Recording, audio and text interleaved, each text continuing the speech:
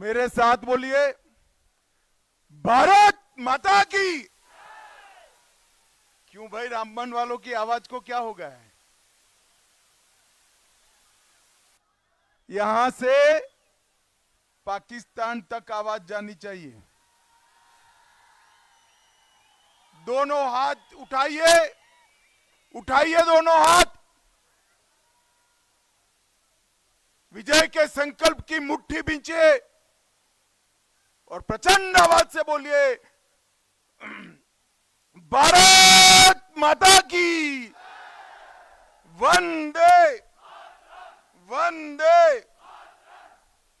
आज रामबन की इस पवित्र भूमि पर मेरे साथ मंच पर उपस्थित डॉक्टर जितेंद्र सिंह जी, केंद्रीय मंत्री, और मोदी जी के कार्यालय में जम्मू कश्मीर की हमेशा चिंता करने वाले डॉक्टर साहब के लिए जोर से ताली बजाओ जरा।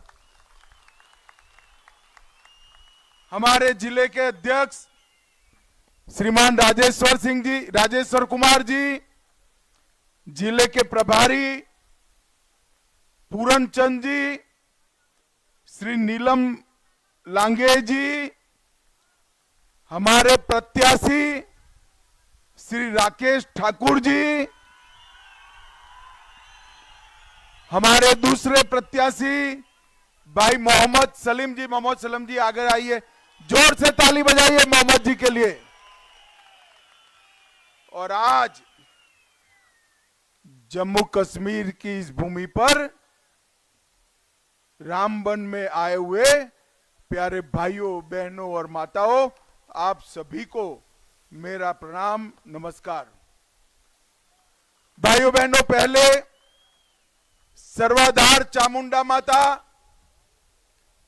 गलाधार मंदिर और रघुनाथ मंदिर को प्रणाम कर कर मेरी बात की शुरुआत करता हूं। हमारे दो महान शहीद श्री विभीषण जी और साधुराम जी को भी मन पूर्वक श्रद्धांजलि देकर मेरी बात की शुरुआत करता हूं। भाइयों बहनों, हमारे दोनों प्रत्याशी आपके सामने हैं। ठाकुर साहब भी है और मोहम्मद सलीम जी भी है। और आने वाले चुनाव में आपको फैसला करना है कि हमें किसके साथ जाना है। दो ताकतों के बीच में चुनाव है। एक ये लोग हैं जिन्होंने जम्मू कश्मीर को आतंक की आग में झोंकने का काम किया। अपने राजनीतिक फायदे के लिए 35 साल तक जम्मू कश्मीर आतंक की आग में जलता रहा। 40,000 से ज्यादा लोग शहीद हो गए।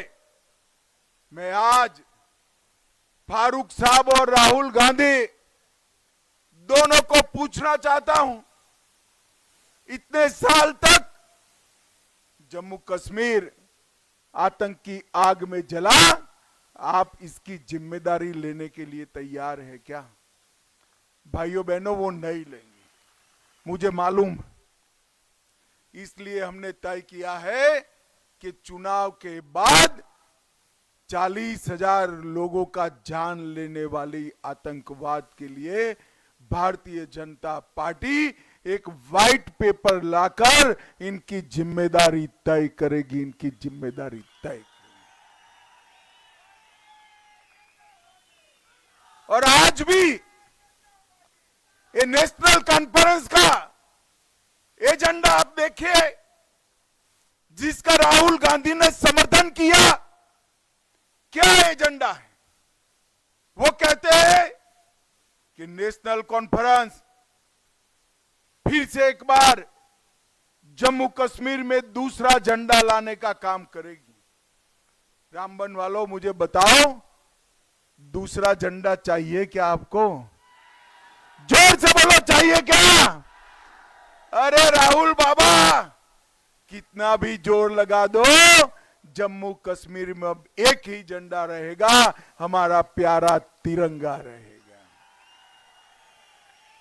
ये लोग धारा 370 और 35A वापिस लाना चाहते हैं। आप इससे सहमत हो क्या? मैं आज रामबन की भूमि से घाटी के भाइयों को भी, विशेषकर मुस्लिम भाइयों को भी, बहनों को भी पूछना चाहता हूं, क्या दिया 370 और 35 ने? गरीबी, भूखमरी, ठंड, बेरोजगारी, गुर्बत और आतंकवाद, इस सारे जो 370 के बेनिफिशियरी है वो घाटी का या यहां का ना मुसलमान है, ना हिंदू है, ना बौद्ध है, ना सिख है। इसके बेनिफिशियरी ये 3 परिवार ही है, 3 परिवार ही है। अब्दुल्ला परिवार, गांधी परिवार और मुफ्ती परिवार। भाइयों बहनों, मैं आज पूछना चाहता हूं, 370 लाकर 70 साल तक राज किया, लागू किया। रामबन वालों, आपको 5 किलो अनाज फ्री में मिलता था क्या? पहले जोर से बोलो, मिलता था क्या? 370 हटी, 5 किलो अनाज मिला। कमल के निशान पर मोहर लगाइए, 5 की जगह 10 किलो चावल प्रति माह मिलना शुरू हो जाएगा। रामबन वालों, मुझे बताओ कि कभी भी 370 70 साल रही, 5 लाख तक का इलाज मुफ्त में हुआ था क्या? अरे जोर से बोलो, हुआ था क्या? अब ये 370 वापिस लाना चाहते हैं। मैं बताता हूं, रोक लो। 5 लाख की जगह मोदी जी ने 7 लाख और बूढ़े व्यक्तियों का 10 लाख तक का इलाज मुफ्त में करने का काम। भाइयों बहनों, मुझे बताओ, जम्मू और कश्मीर में 2 एम्स, 2 IIM, फैशन डिजाइन की स्कूल, 9 मेडिकल कॉलेज, कई सारी कॉलेजेस, कई सारी यूनिवर्सिटी, इतना सारा इंडस्ट्रियल डेवलपमेंट और 24 घंटा बिजली कभी मिलती थी क्या? जरा जोर से बोलो, मिलती थी क्या? ये लोग 370 लाकर जम्मू कश्मीर को फिर से आतंकवाद आग में झोंकना चाहते हैं। भाइयों बहनों, वो कहते हैं हम पाकिस्तान से बात करें। मैं आज स्पष्ट कर देता हूं, किसी भी स्थिति में जब तक आतंकवाद समाप्त नहीं होता, पाकिस्तान के साथ कोई बात नहीं होगी, कोई बात नहीं। वो LOC का ट्रेड शुरू करना चाहते हैं, जिस LOC के ट्रेड से यहां पर आतंकवाद का पोषण हुआ, वो शुरू करना चाहते हैं। मैं बताता हूं, उमर अब्दुल्ला, कितने भी साल मेहनत कर लो, जब तक आतंकवाद को पाताल तक दफन नहीं करेंगे, ट्रेड चालू नहीं होगा। आप ये मान कर चलो। भाइयों बहनों, आतंकवादी घटनाओं में, पत्थरबाजी की घटनाओं में शामिल लोगों को वो छोड़ना चाहते हैं, नौकरियां देना चाहते हैं। मैं आज बताकर जाता हूं, जो हाथ में लैपटॉप और तिरंगा लेकर आएगा, इसके लिए मोदी जी ने नौकरी की व्यवस्था की है, और जिसके हाथ में बंदूक होगी, इसके लिए जेल की सलाखें भी तैयार रखी है। भाइयों बहनों, वो हमने गुर्जर बकरवाल को, पहाड़ियों को, दलितों को आरक्षण दिया, माताओं बहनों को इसका अधिकार दिया। ये कहते हैं ये आरक्षण को हम समाप्त कर देंगे। भाइयों, फिर से एक बार ये भ्रष्टाचार की आग में युवाओं को झोंकना चाहते हैं। मैं आज कहना चाहता हूं कि जम्मू कश्मीर में ये विभाजनकारी प्रवृत्तियां अब हम नहीं चलने देंगे। ये भारतीय जनता पार्टी का संकल्प है। मैं आज यहां से फारूक साहब को पूछना चाहता हूं। फारूक साहब, शेख अब्दुल्ला के समय से आप कहीं ना कहीं सत्ता में रहे, आपके बेटे उमर साहब भी रहे, आप भी रहे। आतंकवाद होता था तब आप कहां होते थे? भाइयों बहनों, जम्मू और कश्मीर में आतंकवाद चरम सीमा पर था। अब्दुल्ला परिवार लंदन में मौज मस्ती कर रहा था, मौज मस्ती कर रहा था।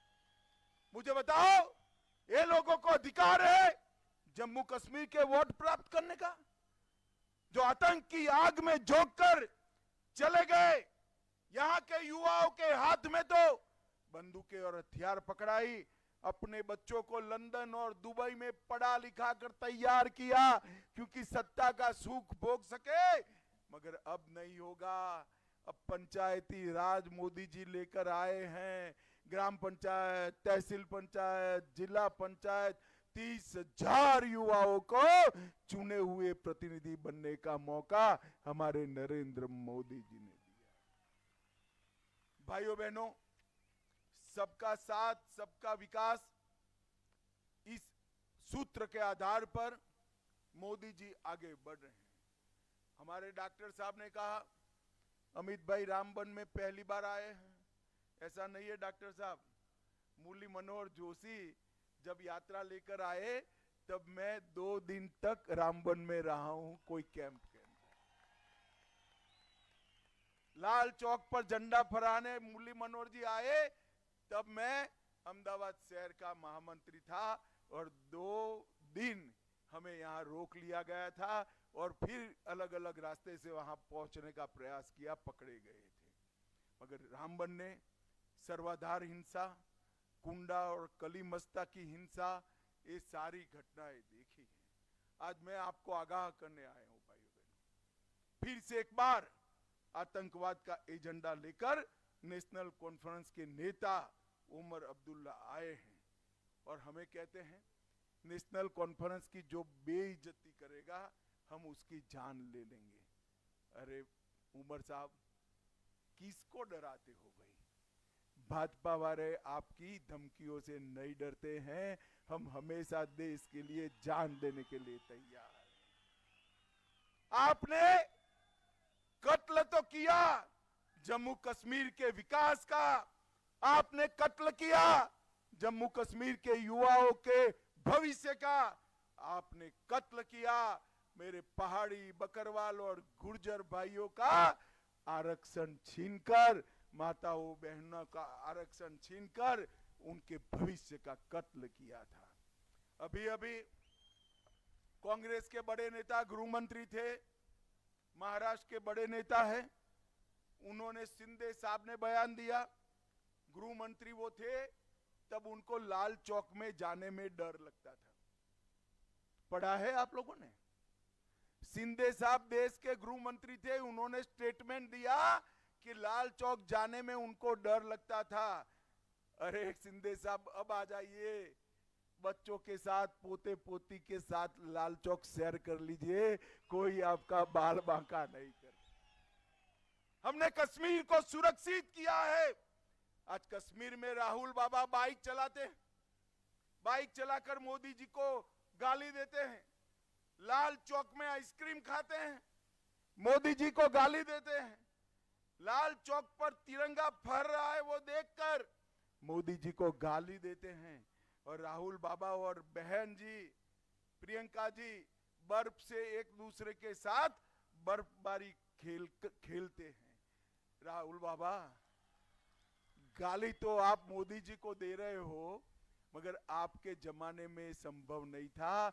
नरेंद्र मोदी ने आतंकवाद को पाताल तक दफना देने का काम किया है। आज आप पैदल यात्रा लेकर वहां तक पहुंचे, इसका कारण केंद्र में भारतीय जनता पार्टी की सरकार थी। अरे हम तिरंगा लेकर निकले थे, मुरली मनोहर जोशी और नरेंद्र मोदी जी, हमें रोक लिया गया। रामबन में ही रोका गया और हेलीकॉप्टर में जाकर तिरंगा फहराना पड़ा। आज वहां पर गणेश उत्सव भी होता है, जन्माष्टमी भी होता है और ताजिया का जुलूस भी निकलता है, कोई दंगा नहीं होता है। और मैं आज कहना चाहता हूं कि आपकी जो नीयत है फिर से आतंकवाद लाने की, उसको हम नहीं होने देंगे। अभी अभी उमर अब्दुल्ला ने कहा अफजल गुरु को फांसी नहीं देनी चाहिए थी।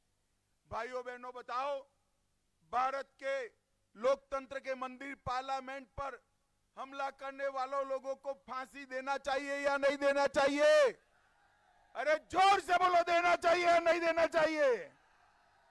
उमर अब्दुल्ला, वोट बैंक की राजनीति बंद करो। आप आग के साथ खेल रहे हो। आतंकवाद से किसी का भला नहीं हुआ है। भाइयों बहनों, आज मैं आपको कहने आया हूं कि हमने पहाड़ियों को, गुर्जरों को, दलितों को, बहनों को आरक्षण देने का काम किया। हमने आरक्षण दिया भी और उनका सम्मान भी किया है। आज मैं यहाँ रामबन में आया हूँ, उस वक्त आप सभी को कहना चाहता हूँ कि रामबन के विकास के लिए ये 10 साल में हमने ढेर सारा काम किया है। 10 साल में चेनानी नासरी टनल, बनिहाल कांजीगुट टनल का निर्माण हुआ, रामबन फ्लाईओवर और राष्ट्रीय राजमार्ग को 4 लेनिंग से रामबन के युवाओं का आर्थिक विकास हो रहा है। संगलदान में रेलवे स्टेशन बनाने की शुरुआत की। कश्मीर की पहली इलेक्ट्रिक ट्रेन भी संगलदान से शुरू हुई। रामबन से मैत्रा पुल और रामबन ने नए बस स्टैंड का निर्माण किया। अस्पताल में ऑक्सीजन प्लांट लगाया। 3 उच्चतर माध्यमिक विद्यालय बनाए। सुलई शहद को जीआई टैग दिया। सावलकोट जल विद्युत परियोजना का निर्माण चल रहा है, जिससे 1850 मेगावाट बिजली हमारे जम्मू कश्मीर को मिलेगी। भैया, यहाँ इतनी बड़ी संख्या में माताएं बहनें आई। मोदी जी ने तय किया है कि आप हमारे दोनों प्रत्याशियों को जिता दो, कमल के निशान पर बटन दबाओ, घर की सबसे वरिष्ठ महिला को हम 18,000 रुपये का चेक भेजने का काम करेंगे। हर बहन को रक्षाबंधन और दीपावली में 2 सिलेंडर देंगे। किसानों को 6,000 की जगह अब 10,000 मिलेगा। चावल 5 किलो की जगह 10 किलो मिलेगा। बिजली दर किसानों का 50% काटा जाएगा। जम्मू में एक अंतर्राष्ट्रीय हवाई अड्डे का निर्माण होगा। जम्मू और श्रीनगर में मेट्रो बनेगी। हर साल विध्वंस हुए 100 मंदिरों का हम जीर्णोद्धार करेंगे। तभी रिवर फ्रंट बनाएंगे। रंजीत सागर डैम में झील विकास पर्यटन करेंगे और कश्मीरी पंडितों को फिर से पुनर्वसन की नई योजना भी पंडित प्रेमनाथ डोगरा के नाम से हम लेकर आएंगे।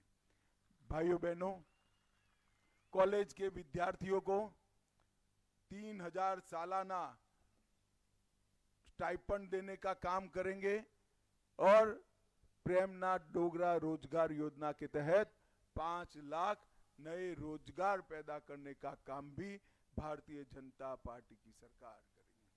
मैं आज रामबन में आया हूं, आप सभी को अपील करना चाहता हूं, भारतीय जनता पार्टी विकास के एजेंडे के साथ लड़ रही। आप पूरे जम्मू कश्मीर के मतदाता, वेली के भी घाटी के भी मतदाता, ये 3 परिवारों का समर्थन इसलिए न करिएगा, इन्होंने लोकतंत्र का गला घोंटने का काम किया है। इन्होंने आतंकवाद का पोषण करने का काम किया है और इन्होंने जम्मू कश्मीर को अविकसित रखने का भी काम किया है। मुझे बताओ भाइयों बहनों, हमारे दोनों प्रत्याशियों को प्रचंड बहुमत के साथ जिताओगे क्या? अरे सुनाई नहीं पड़ता है भाई, मोदी जी को दिल्ली में सुनाई पड़ना चाहिए। जिताओगे क्या? कमल के निशान पर बटन दबाओगे, भाजपा को विजयी बनाओगे, तो मेरे साथ दोनों हाथ उठाकर बोलिए, मुट्ठी पीछे माताएं बहनें भी उठाए हाथ जरा। जहां हुए बलिदान मुखर्जी, वो कश्मीर हमारा है। बोलो भारत माता की वंदे वंदे वंदे। आप सभी का बहुत बहुत धन्यवाद। नमस्कार।